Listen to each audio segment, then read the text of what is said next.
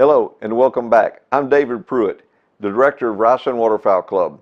I have traveled a lot of places, been a lot of things in the waterfowl industry for 44 years.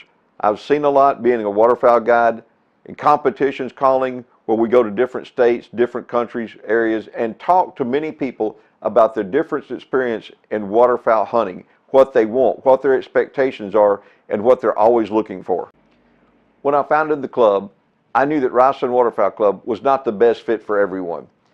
And I want you to know, what the difference is, what's the considerations that you need to be looking for to make sure that you're picking the right place for you. Perhaps the main question you need to ask yourself, how many times am I going to hunt? Am I just going to go a few times a year, or am I going to do this a lot? If you're going to do this just a few times a year, you're probably better off to go with a guide. If not, here's some considerations that you need to look to for any lease that you're looking for. Today I want to talk to you for those that prefer a season lease. Based on my conversations with over thousands of waterfowlers over the years, there's some questions you need to ask to get the right satisfying answers for you to be able to have the right lease. First off, does this include teal, duck, goose, the extended snow goose season, or is it something less? Does it include the blinds? Do you have to supply them or build them yourself? Next, is the days of the week that you get to hunt restricted in this lease? You need to ask yourself, can I bring guests? What are the different circumstances? And what's the cost of that guest? Are guides allowed to hunt on this lease that you have? How do you get to choose the blinds you hunt? Your choice, their choice. Another thing, how is it to get to these blinds? You need to find out how many other hunters are on this lease and what are all the rules that you have to go by. Is it LCRA canal water? Is it pumped water with big water wells? Or are you depending on rainwater? Have to ask yourself, is it all lock gate systems on where you're hunting? Or can it just anybody get on the property and do what they want?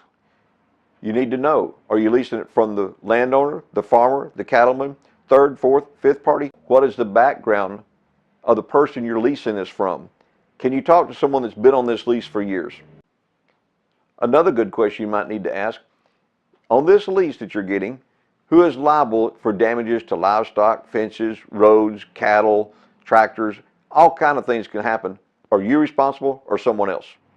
One big question you really have to ask yourself, if you're not leasing directly from the farmer or the landowner, if you're going third party or whatever, are you guaranteed that that farmer, landowner has been paid and you're not going to get kicked off the lease? Oh, another one. How about if you get kicked off the lease for some reason, it hadn't been paid, do you get any refund back? And then the price that you've been quoted, is it comparable to any other leases that you've been looking at? The last one I guess you would say, is this price for all I'm getting valuable and affordable for what you're all getting? If not, if you have any questions, you can call me, David Pruett, Riceland Waterfowl Club, 936-827-2413. On the other hand, if you're looking for a waterfowl club, a lease that has a lot to offer, then you need to check out, is Riceland Waterfowl Club right for you? We'd like to thank you and happy waterfowling no matter where you go.